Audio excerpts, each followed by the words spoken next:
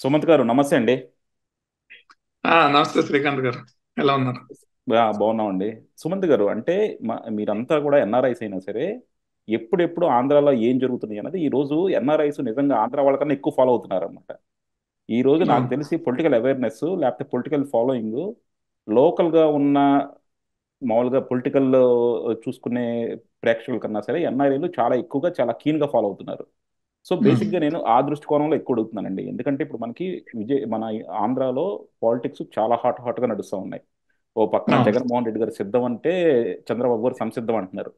So ఇంత గట్టిగా నడుస్తున్నప్పుడు మనకి ఒక సినారియో తీసుకున్నామంటే లాస్ట్ 10 డేస్గా కూడా టీడీపీ జనసేన అనేది చాలా స్ట్రాంగ్ వెళ్తా ఉంది.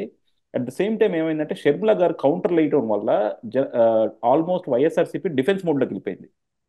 కానీ అవును. వైఎస్ఆర్సీపీ డిఫెన్స్ మోడ్ని మొన్న పవన్ కళ్యాణ్ గారు చేసిన ఒక చిన్న కామెంటు వాళ్ళకి చాలా ఛాన్స్ ఇచ్చింది అనమాట. అంటే అసలు వాళ్ళని అంతా కవర్ చేసి అనవసరం మళ్ళీ ఫోకస్ అంతా టీడీపీ జనసేన ఎలియన్స్ కున్న డిస్టర్బెన్స్ మీద ఫోకస్ చేసింది. So okay. ఓకే.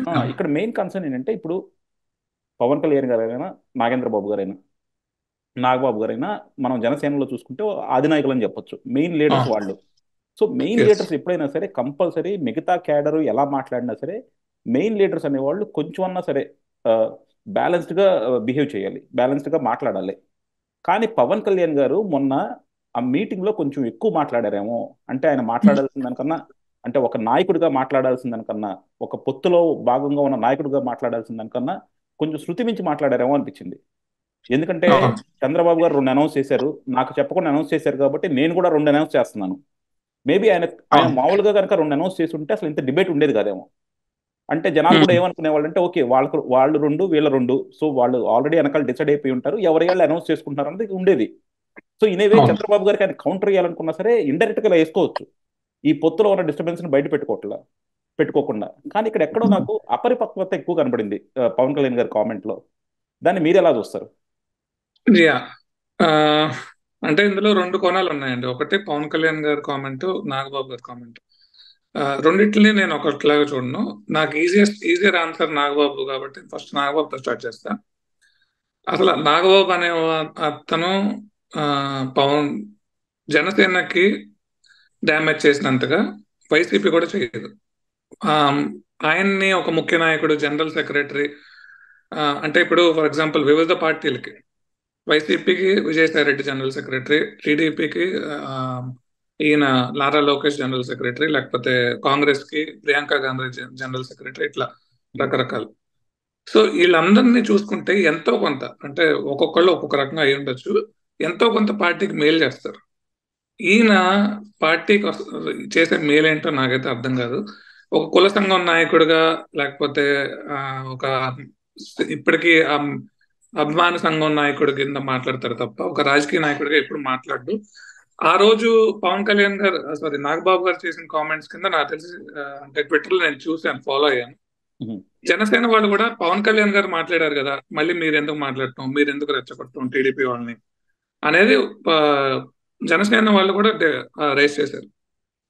కొంతమంది ఆ ట్రాప్ లో పడి ఉండొచ్చు, బట్ కొంతమందికైనా ఆ సెన్స్ ఉండింది. పవన్ కళ్యాణ్ గారు మాట్లాడినప్పుడు ఎవరైతే ఆహా ఓహో అన్నారో వాళ్ళే మళ్ళీ నువ్వు, ఆయన మాట్లాడారు కదా, మళ్ళీ నువ్వెందుకు ఇంకొకసారి మాట్లాడటం అనే ఒక పర్స్పెక్టివ్ చెప్పారన్నమాట. యా. సో అది పవన్ నాగబాబు గారి సంగతి. సో నాగబాబు అనే ఆయన జనసేన వాళ్ళు సీరియస్ గా తీసుకోవట్లేదు. అండ్ ఆ, అయినా కూడా కొద్ది గొప్ప మీరు తీసుకోకపోయినా సాక్షి వాడు సీరియస్ గా తీసుకుంటాడు, లేకపోతే వైసీపీ వాళ్ళు సీరియస్ గా తీసుకుంటారు కాబట్టి కొంచెం చూసి మాట్లాడితే మంచిది. ఆ, అది నాగబాబు గారి సంగతి. ఇక పవన్ కళ్యాణ్ గారి సంగతి చెప్పాలంటే నేను ఒక ఎగ్జాంపుల్ తీసుకుంటాను. ఆయన ఏమన్నాడంటే అదే స్పీచ్ లో, ఆ, లోకేష్ గారు ఒక అనౌన్స్మెంట్ చేసింది నాకు నచ్చలేదు అన్న విధంగా మాట్లాడాడు. అదే స్పీచ్ లో ఆయన ఏమన్నాడంటే, నన్ను 2019 ఎన్నికల్లో కనీసం నన్నన్నా గెలిపించుంటే, లేదా మనం ఒక 30-40 సీట్లు గెలిచుంటే ఆ, మనం ఒక సీఎం సీట్ అడగడానికి ఒక అర్థం ఉంది అని ఒక, మళ్ళీ ఆయన కాంట్రడిక్ట్ చేసుకున్నాడు. సో అది మరి, అంటే నేను అబ్జర్వ్ చేసింది ఏంటంటే ఆయనకి సీఎం సీట్ అడగటం భావ్యం కాదు అనేది ఒక ఫస్ట్ నుంచి ఒక అండర్స్టాండింగ్ అయితే ఆయనకు ఉంది. కానీ ఆయన వెనకాల ఉండేవాళ్ళు రెచ్చగొడుతూ ఉన్నారు. ఆ రెచ్చగొట్టే వాళ్ళని పాసిఫై చేసుకోవడానికి ఎట్లా అనేది ఆయన రెండు రకాలుగా మాట్లాడుతూ ఉన్నాడు. నేను సీఎం అవడానికి రెడీగా ఉన్నాను అంటాడు. అదే పక్కన మనం అడగకూడదు అంటాడు. సో అది ఆ కాంట్రడిక్షన్ అనేది ఆయన సంహం మెయింటైన్ చేసుకుంటూ వస్తున్నాడు. బట్ స్లోగా అంటే ఒక ఒకేసారి మనం సీఎం సీట్ అడగకపోతే ఆ మనల్ని అంటే మన పార్టీ వాళ్ళు అప్రిషియేట్ చేయరు, అపోనెంట్స్ కూడా "ఏదో అమ్మేశారు, కాపు వాళ్ళని అమ్మేశారు, కాపు ఓట్లను అమ్మేశారు" ఇట్లా ఒక బ్లేమ్ వస్తుంది. కాబట్టి సమూహం దాన్ని మెల్లిగా ఎక్కిస్తున్నారు అనేది ఒక ఫీలింగ్ నాకు అర్థమైనంత వరకు. ఆ విషయంలో అయితే జనసేన వాళ్ళు బయటకి ఎన్నిసార్లు ఎంత ఇది చేసినా కూడా సీఎం క్యాండిడేట్ అడగకూడదు అనేది ఒక క్లారిటీ ఉందనేది నాకు అనిపిస్తుంది. యా, ఆ, కాకపోతే ఇక్కడ మనం ఒకటి చూసుకుంటే కనుక మనకి ఒకటి ఉంటుంది అనమాట, ప్లే టు ద గ్యాలరీస్ అని. సో ఉమ్, మన చుట్టూ ఉన్న వాళ్ళు ఏం ఎక్స్పెక్ట్ చేస్తున్నారో, సో వాళ్ళకి కనుక ఆ వేవ్ లెంత్ లో కనుక కొన్ని మాటలు మాట్లాడితే వాళ్ళు పసిఫై అవుతారు అన్నది ప్రతి రాజకీయ నాయకుడికి తెలుసు. అది ఉమ్, పవన్ కళ్యాణ్ గారికి కూడా తెలిసే ఉంటుంది. కానీ ఆయన ఎప్పుడు చెప్తా ఉంటారు, నేను చాలా పెద్ద బిగ్గర్ పిక్చర్ చూస్తూ ఉంటాను. ఇప్పుడు వైఎస్ఆర్సీపీ అనేది మనకి చాలా పెద్ద డ్యామేజ్ రాష్ట్రానికి, సో కంపల్సరీ మనం వైఎస్ఆర్సీపీని తరిమి కొట్టాలి అంటారు. అలాగే ఉమ్, ఆయన ప్రతిసారి ఇందాక మీరు చెప్పినట్టు ఆయన చెప్పేది కూడా ఏంటంటే, మనకి పోయినసారి ఎక్కువ ఓట్లు రాలేదు, మనం పోటీ చేసిన చోట కూడా గెలవలేదు, సో మనం ఏ స్ట్రెంత్ చూపించి మనం ఎక్కువ సీట్లు అడుగుతాము, ఏ స్ట్రెంత్ చూపించి రేపు పొద్దున సీఎం సీటు అడుగుతాము అని ఆయన క్లియర్గా చెప్తారు. ఆ క్లియర్గా చెప్పినప్పుడు ఆ స్టాండ్ని వాళ్ళ క్యాడర్ కూడా అర్థమయ్యేలా ఎందుకు చెప్పరు, ఆయన ఎందుకు కన్ఫ్యూజ్ చేస్తూ ఉంటారు. అంటే ఒక పక్కన yeah, చూస్తుంటే ఆయనకి ఎక్కడో సీఎం అవ్వాలని ఉంది, అట్ ద సేమ్ టైం ఆయన సీఎం అడిగితే అంటే ఎనలిస్టులు కానీ లేకపోతే జనరల్గా పాలిటిక్స్ ఫాలో అయ్యే వాళ్ళందరూ కానీ ఆయన్ని ఇంకా తక్కువ చేసి చూస్తారన్న భావన కూడా ఆయనకు ఉంది. సో ఆయన ఒక ప్రజలకి భయపడుతున్నారు, నాకున్న బలంతో నేను సీఎం సీట్ అవ్వకూడదని. కానీ ఆయన క్యాడర్ని కన్విన్స్ చేసుకోవడానికి నేను సీఎం సీట్ అవ్వచ్చు, నేను సీఎం టార్గెట్ చేయొచ్చు అని రెండు కన్ఫ్యూజన్ చేయడం వల్ల ఇది పొత్తుకే పెద్ద ఇబ్బంది కదా. ఎందుకంటే మనకి ఎప్పుడైనా సరే పొత్తుకనే అతను పొత్తుకి ఒక క్లియర్గా నాయకత్వం అనేది ఉండాలి. ఇక్కడ అవును, ఎవరిని ఎవరన్నా మీరు వైఎస్ఆర్సీపీ వాళ్ళని అడగండి, టీడీపీ ఉమ్, జనసేన పొత్తులో సీఎం సీట్ ఎవరంటే క్లియర్గా చెప్తారు చంద్రబాబు గారని. అది అవును, పవన్ కళ్యాణ్ గారికి తెలుసు, నాగబాబుకి తెలుసు, ఆ క్యాడర్కి కూడా తెలుసు. అలాంటప్పుడు అవును. దాన్ని అదే ఆ క్లారిటీనే కనుక మెయింటైన్ చేస్తే అది పవన్ కళ్యాణ్ గారికి కూడా ఇంకా గౌరవం పెంచుతుంది కదా. ఎందుకు ఆయన కన్ఫ్యూజన్ చేసి అపోజిషన్కి అంటే ఇప్పుడు అధికార పార్టీ ఉన్న వైఎస్ఆర్సీపీకి ఛాన్స్ ఇవ్వటం. ఎస్, అంటే వైసీపీ ఒకటేంటంటే వైసీపీకి actually Pawan Kalyan CM candidate అవ్వాలనేది, లేకపోతే పవర్ షేరింగ్ అనౌన్స్ చేయాలనేది వైసీపీ కోరిక. ఎందుకంటే రెండు అంటే ఒక అంటే పవన్ కళ్యాణ్ సీఎం క్యాండిడేట్ అంటే టీడీపీ మేజర్ క్యాడర్ 40% ఓటింగ్ వాళ్ళకి ఇష్టం ఉండదు. నెక్స్ట్ పవర్ షేరింగ్ అన్నా కూడా మనం దేశంలో ఎక్కడా కూడా ఇప్పటి వరకు పవర్ షేరింగ్ వర్క్ అయిన దాఖలాలే లేవు. సో అంటే వెంటనే వీళ్ళు పవర్ షేరింగ్ అన్న మరుక్షణం ఇదిగో ఈ గవర్నమెంట్ 2 సంవత్సరాలు పడిపోద్ది అన్న నెరేటివ్ తీసుకెళ్ళడానికి వాళ్ళు రెడీగా ఉన్నారు. సో వైసీపీ కోరుకునేది పవన్ కళ్యాణ్ సీఎం క్యాండిడేట్ గానీ పవర్ షేరింగ్ గానీ ఈ అలయన్స్ అనౌన్స్ చేయాలి. ఆ విషయం పవన్ కళ్యాణ్ గారికి కూడా నాకు తెలుసు. అందుకనే ఆయన ఆ ఆ విషయంలో ఆయనకి క్లారిటీ ఉంది. కాకపోతే దాన్ని ఆయన నాంచి నాంచి నాంచి తి- మళ్ళీ ఎందుకు ఇప్పుడు ఫర్ ఎగ్జాంపుల్ ఎప్పుడైతే నారా లోకేష్ గారు ఆ స్టేట్మెంట్ రెండు రెండు ఇంటర్వ్యూలు ఎప్పుడైతే చెప్పారో చంద్రబాబు నాయుడు గారే ముఖ్యమంత్రి అనేది, అప్పటి వరకు స్పెక్యులేషన్స్ చాలా నడిచినాయి. కానీ ఆ తర్వాత ఒక 2-3 రోజులు మీడియాలో అన్ని చోట్ల లేకపోతే సోషల్ మీడియాలో ఆ, జనసేన ఫ్యాన్స్, టీడీపీ ఫ్యాన్స్, లేకపోతే వైసీపీ వాళ్ళు ఇట్లా రకరకాల డిస్కషన్స్ జరిగిన తర్వాత అది చల్లబడిపోయింది. అందరికీ ఒక క్లారిటీ వచ్చేసింది. 3-4 రోజుల తర్వాత ఓకే, ఇదే ఇదే జరగబోతుంది, చంద్రబాబు నాయుడు గారే సీఎం అని. సో దాన్ని మళ్ళీ మారిపోయిన గాయాన్ని మళ్ళీ మళ్ళీ ఎందుకు ఆయన రేపారో అన్నది ఒక పెద్ద పజిల్, ఎవరికి అర్థం కాని విషయం. అంటే అదే స్పీచ్ లో లోకేష్ గారు చెప్పిన మాటను సమర్థిస్తానే మనం సీఎం క్యాండిడేట్ అడగటం సబబు కాదని చెప్తానే లోకేష్ గారు నాకు చెప్పింది నాకు నచ్చట్లేదు అంటున్నారు. అంటే ఏంటంటే ఆయన బహుశా నేను కదా చెప్పాల్సింది, లేకపోతే చంద్రబాబు నాయుడు గారు కదా చెప్పాల్సింది అన్న, చెప్తే బాగుండేది కదా, మీరు ఒకేసారి మా క్యాడర్ మీద పిడిగేస్తే ఎట్లా అన్న పాయింట్ ఆఫ్ వ్యూలో ఆయన చెప్పినట్టు అనిపించింది. మరి అదే అలా అనుకున్నప్పుడు ఆయన రాజమండ్రి జైలు బయట ఒక మైనర్ పార్ట్నర్ అయి ఉండి మేజర్ పార్ట్నర్ ఎవరైతే ఆయన అధ్యక్షుడు ఆయన లేకుండా మీరు యూనిలాటరల్ గా పొత్తు ఎలా అనౌన్స్ చేశారు? అప్పుడు టీడీపీ వాళ్ళు మరి దాన్ని పెద్ద మనసుతో అర్థం చేసుకున్నారు. ఇప్పుడు ఆ విషయం నారా లోకేష్ కి నచ్చలేదన్న విషయం, అన్న విషయం పక్కన ఆయన క్లోజ్ గా ఉండేవాళ్ళు రాజమండ్రి సిటీ ఆయన ఇన్ఛార్జ్ వీళ్ళందరూ చెప్పారు నారా లోకేష్ కి ఆ విషయం నచ్చలేదు, అంటే అట్లీస్ట్ ఇప్పటికిప్పుడు కాదు, అన్ని మాట్లాడుకున్న తర్వాత అనౌన్స్ చేసి ఉండాల్సింది అన్నది. బట్ ఆ విషయాన్ని ఎక్కడ టీడీపీ బహిర్గతంగా చెప్పలేదు. సో ఆ అంటే ఎవరో ఇప్పుడు ఆదిరెడ్డి వాసు చెప్పారు, ఆయన చెప్తే ఉండే ఇంపాక్ట్ వేరు, డైరెక్ట్ గా నారా లోకేష్ నాకు నచ్చలేదు అని చెప్తే ఉండే ఇంపాక్ట్ వేరు.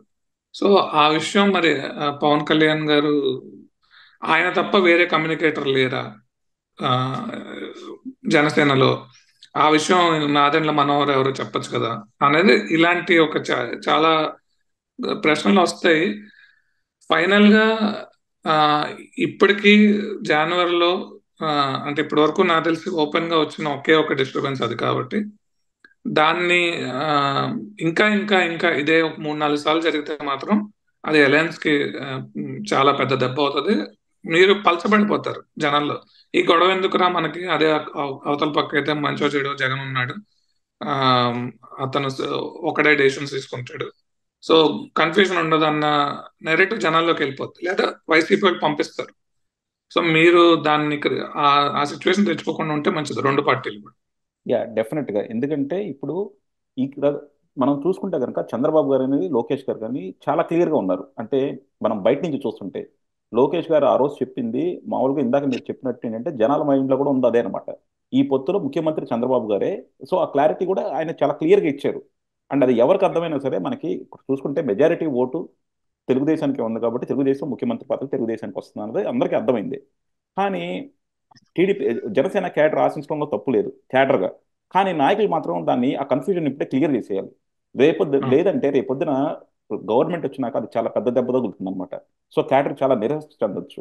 సో అలాంటిది నిజంగా తెలుగుదేశం మాత్రం ఒక క్లియర్ పాత్ సెట్ చేస్తుంది. కానీ జనసేన మాత్రం మేబీ ఆయనకి ఇంకా రాజకీయాలు అలవాటు అవ్వలేదో, లేదంటే హరిరామ్ జోగయ్య గారు లేకపోతే మిగతా వాళ్ళు పక్క నుండి వాళ్ళు కనుక ఉబ్బేస్తుంటే ఒక్కోసారి నిజంగా ముఖ్యమంత్రి అయిపోదామన్న ఆలోచనతో ఇలాంటి కన్ఫ్యూజన్ స్టేట్మెంట్స్ పాస్ చేస్తున్నారు. కానీ డెఫినెట్ గా వీళ్ళిద్దరు కనుక ఇలాంటి పలుచనైన స్టేట్మెంట్లు మరింకోసారి ఇవ్వకుండా, వైఎస్ఆర్సీపీకి ఛాన్స్ ఇవ్వకుండా ప్రజల్లో కూడా మేము కలిసి కట్టుకునే వెళ్తున్నాము, సో మా క్లియర్ మా లీడర్ వీళ్ళు అని చెప్పుకోగలిగితేనే దానికి స్ట్రెంత్ ఉంటుంది. ఎందుకంటే ఇప్పుడు రీబిల్డ్ ఏపీ అనే ప్రోగ్రామ్ మీద వెళ్తున్నారు అందరూ కూడా. సో అలాంటప్పుడు ఎక్స్పీరియన్స్ ఉన్న లీడర్ని ట్రస్ట్ చేస్తారు. కానీ మళ్ళా ఒకసారి జగన్మోహన్ రెడ్డికి ఇచ్చాము, ఎక్స్పీరియన్స్. మళ్ళా పవన్ కళ్యాణ్కి ఇద్దామని చెప్పి ఏ ఓటర్ అనుకోరు అనమాట. సో ఆ క్లారిటీని మాత్రం మీరు వీళ్ళు మెయింటైన్ చేయాలి. మెయింటైన్ చేయకపోతే మాత్రం ఎలియన్స్ కి చాలా పెద్ద దెబ్బే తగులుతుంది. ఇక్కడ ఒక చిన్న పాయింట్ ఉందండి, అంటే ఆ, పవన్ కళ్యాణ్ కి సీఎం సీట్ రాదు, పవర్ షేరింగ్ ఉండదు అనే విషయంలో ఎక్స్ప్లెయిన్ చేసుకోవడం రిలేటివ్లీ ఈజీ. కానీ ఇక్కడ ఒక బిగ్గెస్ట్ ప్రాబ్లం ఏంటంటే, నాకున్న ఇన్ఫర్మేషన్ ప్రకారం ఒక 25 సీట్ల వరకు మాక్సిమం వస్తాయి అనేది తీసుకుంటారు అనేది ఒక ఇది ఉంది.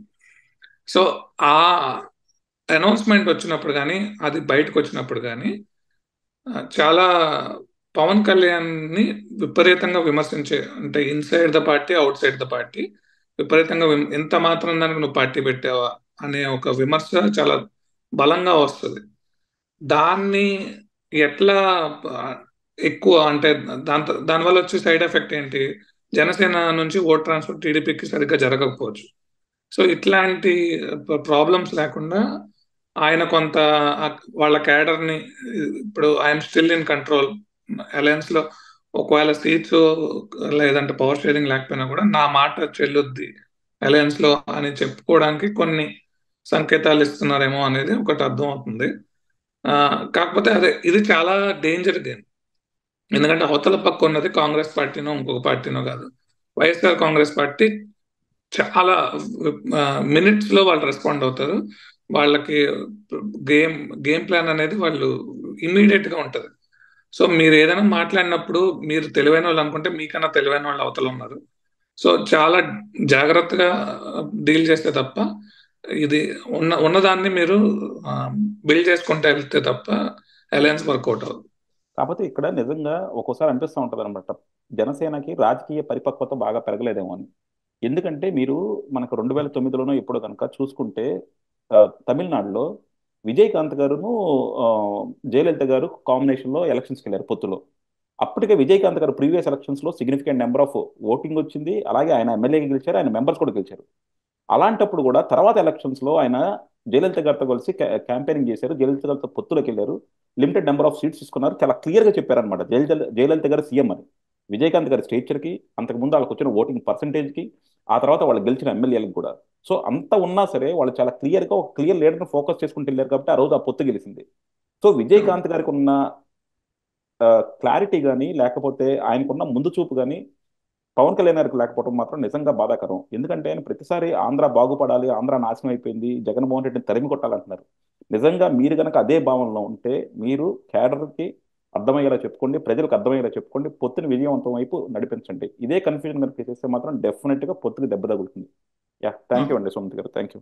థ్యాంక్ యూ అండి.